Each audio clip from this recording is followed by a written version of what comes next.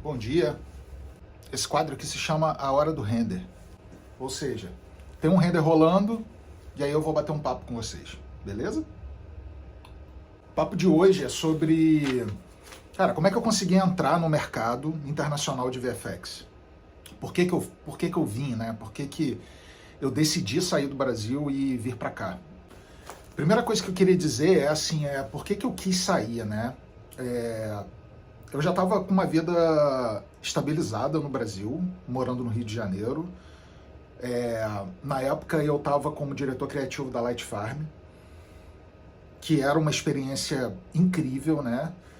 Já tinha trabalhado muito tempo na TV Globo como compositor, como supervisor de efeitos, e eu senti que eu precisava ter uma carreira internacional. Eu senti que eu precisava entender como era o processo de VFX fora do Brasil, porque até então eu só tinha tido uma experiência dentro do Brasil, né? Tinha uma coisa que me incomodava um pouco, que era a questão de quando eu tinha algum cliente internacional, isso dentro da Light Farm, né? Porque a Light Farm atende a vários clientes internacionais, e eu não me sentia nada confortável porque meu inglês era muito ruim. Eu conseguia entender, mas eu tinha um certo bloqueio em conversar em inglês, em fazer o atendimento, em fazer a parte de criação, defender as ideias em inglês. E nesse momento eu senti que sim, eu precisava, além de entender um pouco da pipeline, além de entender um pouco de como as coisas funcionam no mercado internacional, eu precisava evoluir o meu inglês e evoluir um pouco dessa questão de bloqueio mesmo, sabe?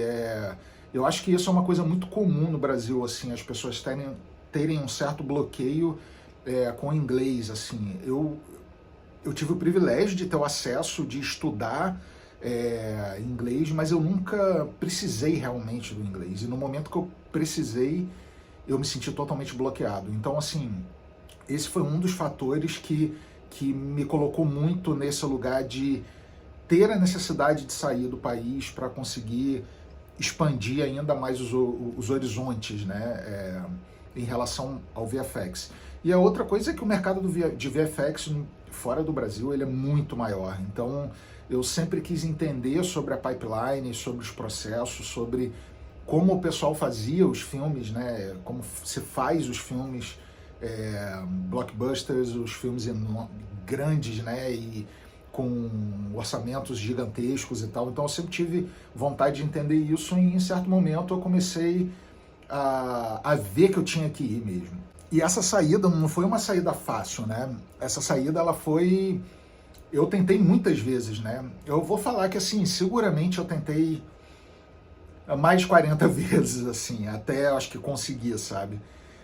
Minhas primeiras tentativas foram experimentais, né? Não foram tentativas, assim, com a intenção mesmo de ir. Eu acho que isso é uma coisa que muita gente faz no Brasil, tipo...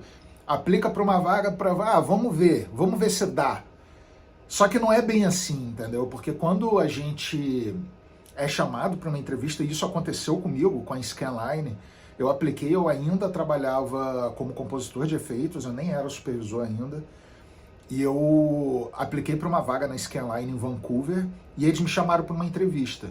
E quando eu fui para a entrevista, foi, tipo, péssimo. Foi uma entrevista muito ruim, porque... eu não tinha o inglês, eu não entendia da pipeline, eu não entendia o que eles queriam exatamente. E aí, assim, foi muito ruim, assim, ao ponto da recrutadora que estava me entrevistando junto com o supervisor de composição, a recrutadora me perguntou assim, você realmente quer sair do Brasil? E essa pergunta ficou ecoando na minha cabeça por muitos anos, assim, porque... será que eu estava pronto? Será que eu queria mesmo? Ou eu só estava aplicando para ver o que dá? E aí, no momento que eu entendi que eu realmente queria ir, aí eu procurei mais diretamente, né, com amigos, né, amigos que eu tinha um contato, amigos próximos, assim, né, que eu já tinha trabalhado já no Brasil, que estavam já fora. Nesse início que eu estava aplicando, eu não conhecia ninguém fora. Mas depois de um tempo as pessoas começaram a ir para o Canadá, né, para trabalhar. especificamente com composição, muita gente já trabalhando com 3D. O mercado estava muito bom nessa época, né? Tinha uma certa facilidade de imigração, né, por questões políticas né, do Canadá, e eles queriam trazer profissionais de fora para trabalhar lá. E foi nesse momento que eu fiz uma entrevista com a Adneg, eu recebi uma indicação, eu pedi uma indicação e recebi, eu fiz uma entrevista com a Adneg e aí rolou. No momento que acontece, né, o ok, para você ir se mudar é tudo muito rápido, né? Então você meio que assim, abandona uma vida toda no Brasil para poder, muito entre aspas, viver o sonho de trabalhar com VFX internacional. E aí a primeira coisa que a gente recebe depois que a gente é aprovado, né, é a job offer. Então o que é uma job offer, né? Eu vou contar um pouquinho do processo, né? Primeiro você aplica para a vaga ou recebe algum tipo de indicação. Você tem uma primeira entrevista com os recrutadores, né? Só voltando um pouquinho, isso não é uma coisa específica de uma empresa, tá? Todas as empresas funcionam mais ou menos do mesmo jeito. Aí você conversa com o recrutador, se você tiver um fit, né, para a vaga, se funcionar para a vaga, esse recrutador, ele te direciona para a equipe, né? Então ou você vai conversar com o VFX Supervisor, ou você vai conversar com o Comp Supervisor, que é o supervisor de composição, né?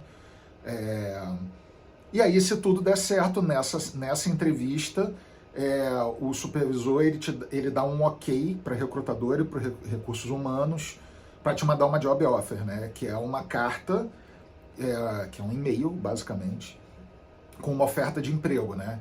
E nessa job offer vem tudo, né? Vem o teu salário, que você já previamente já discutiu, né, com o recrutador. Vem o pacote de imigração, porque tem toda uma questão burocrática a ser resolvida, de visto. Normalmente o teu contrato está atrelado ao teu visto de permanência no país, né? A grande felicidade, na verdade, vem com a job offer, né? Porque até então não aconteceu nada. Enquanto você estiver só conversando com o recrutador ou conversando com o supervisor, tipo, você não tem nada. Quando vem a job offer, significa que, sim, eles querem que você vá e aí basta você negociar valores e condições e tal. E aí, a partir disso, você já está pronto de execução do visto para o Canadá. No meu caso, foi não foi muito tempo, levou cerca de 3 meses para o visto ficar pronto. E aí, no meu caso, eu fui inicialmente, assim, eu não levei a família junto. E aí, eu fui porque, assim, eu queria achar um apartamento, dar uma estruturada mínima para quando minha família fosse. Então, eu fui primeiro, estruturei tudo, e aí eles foram depois, né? Então, assim, cada pessoa faz de um jeito, sabe? Tem gente que quando já vai com a família inteira e aí vive aquela aventura de tentar resolver tudo junto. Eu achei que seria mais interessante, assim, menos estressante, eu acho que para todo mundo, se eu conseguisse ir na frente para resolver as principais questões, e aí todo mundo, quando chegasse, né, depois, já estaria tudo um pouco mais resolvido. E tem uma outra questão também, que você abandona uma vida inteira, tanto profissional quanto pessoal, no Brasil. Então você tem que ter minimamente resolver as coisas no Brasil. Então isso leva tempo, né? E quando você recebe a job offer, eles querem que você vá, assim, amanhã. Basicamente é isso. Tipo, eles mandam a job offer e falam assim, ó, é o tempo do visto, quando o visto estiver pronto, só vem. Então, basicamente é isso, é esse tempo, assim, né? Vou voltar o monitorzinho aqui. E aí é isso. Assim, gente, falando sinceramente, mudar para o exterior, sair do Brasil, essa primeira mudança, né, que você tá saindo do Brasil com a família, ou tá saindo sozinho, né, enfim, não é fácil. Não é fácil. Às vezes as pessoas acham assim, saiu do Brasil, tá tudo certo. Cara, não tá tudo certo. Você tá indo para um outro país, com uma outra cultura, com outro tipo de trabalho, outra pipeline, outro processo, as pessoas são outras, é tudo difícil, assim. Mas eu lembro quando eu sentei no estúdio em Montreal e fiz o login na minha máquina, isso teve uma emoção muito grande para mim, porque eu estava ali, sim, realizando um sonho, né? Na época que eu trabalhava no Brasil, durante muito tempo, eu fiquei pensando, é um pensamento meio bobo, hoje eu consigo entender isso. Eu ficava pensando assim, para que eu vou para fora do Brasil para trabalhar em estúdio grande, fazendo filme de super-herói? Mas na verdade, aquilo sempre foi um sonho, sempre foi uma vontade, né? E quando eu realizei isso foi emocionante. Foi para mim foi um marco grande assim na minha trajetória profissional. É, hoje o mercado ele tá mais difícil, né, para você sair assim. Ele não tá tão frutífero quanto há alguns anos atrás, principalmente na época da Covid, né? Um pouquinho antes ali, um pouquinho depois da Covid, o mercado estava muito fortalecido, principalmente o mercado de VFX. E aí, depois de um tempo, o mercado deu uma esfriada, né? Deu aquela reduzida, né? Mas é sempre bom ficar de olho, né? Entender um pouco do que o mercado está precisando. Hoje eu vejo muita vaga relacionada a AI também, a inteligência artificial, tanto na parte criativa quanto na parte de engenharia mesmo. E eu acho que assim, se você tem um sonho de ir para fora, de tentar uma vida internacional, já vou te dizendo que não vai ser fácil. Eu levei muito tempo para conseguir, assim, a realidade é essa. Não foi, para mim não foi fácil.